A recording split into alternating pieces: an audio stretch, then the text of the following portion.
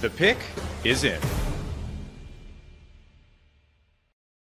The Utah Jazz have made a selection in the 2025 NBA Draft. I'm Doug Branson, joined now by David Locke, host of Locked On Jazz. And the Utah Jazz have selected Ace Bailey out of Rutgers with the 5th overall selection.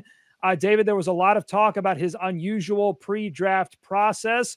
What do you think ultimately led the Utah Jazz to select him 5th overall? I think the Jazz were completely unfazed by all of that. I think it was irrelevant to them, and they made the decision that at number 5, he was the best player available for them.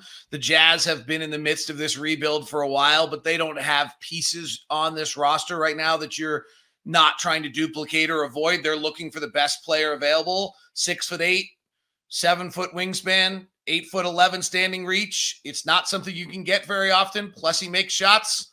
That's the 5th pick of the draft, a surprisingly low 5th pick of the draft. He was you remember when he came out of high school in Georgia, he was the number 1 player in the country, expected to be the number 1 pick of the draft. Then Cooper Flagg reclassified, and he slid down to, at that point, either 2 or 3, ends up 5. That's right. He has an extreme confidence. He definitely wants to be a star in this league. Will he have the opportunity to get those early minutes, early shots to start to develop that star power that he so desires in Utah? Well, he's averaged 34 points a game as a senior in high school, and he acted like that same approach was going to be his approach at Rutgers. He was not bashful. He was allergic to assists, and he shot it often and often made some of the toughest looking shots you could possibly imagine. I think obviously in the NBA game, you're going to have to adjust to having other people on the floor that are as good as you, and that's the Jazz coaching staff's job, is to make him understand what his role is and how he fits. But this is a shot maker, and if he gets some space and gets the ability. He didn't attack the rim much in college. His rim rate was really, really low, maybe even a little disturbingly. It's going to be interesting to see, is that because he was playing with Joey from Staten Island, or because of the fact that there was no space on the floor at Rutgers, or is that because he just doesn't go to the rim very much? That's going to be something, whether the NBA game opens up for him or not. If it does, that's a pretty special talent. The Jazz just got the 5th pick.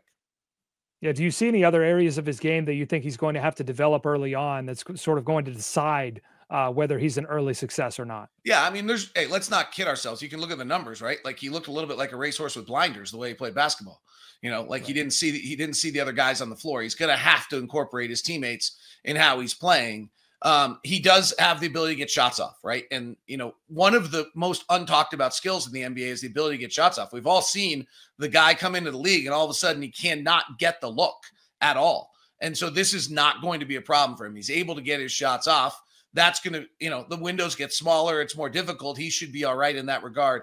The other one I think will be interesting is defensively. I think he can have an impact defensively, and the scouts I've talked to think he can be a good defensive player with his length.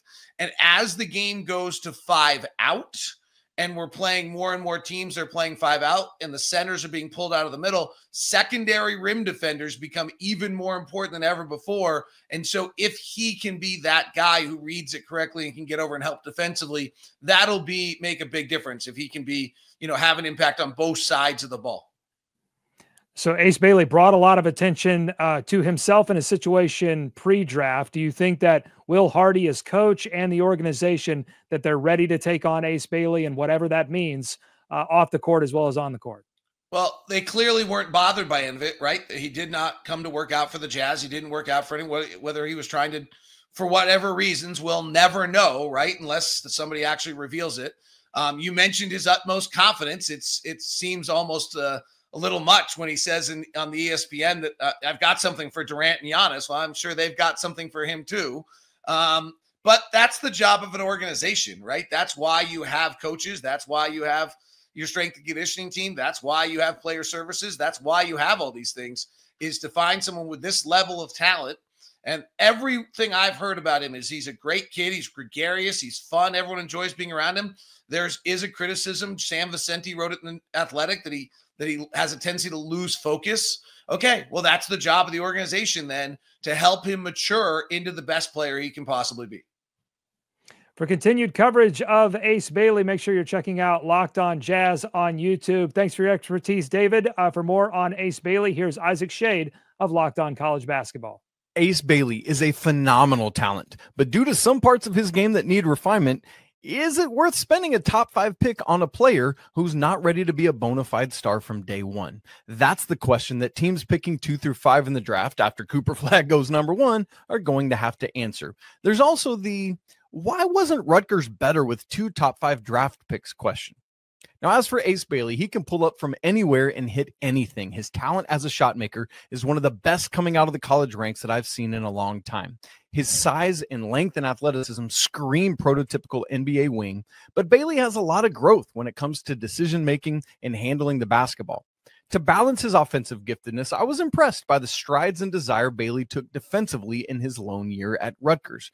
Those physical, God-given attributes should translate to great success defensively if he continues to apply himself. There's also the potential for playing multiple positions in this positionless age, which is great when that person is 6'10", 210.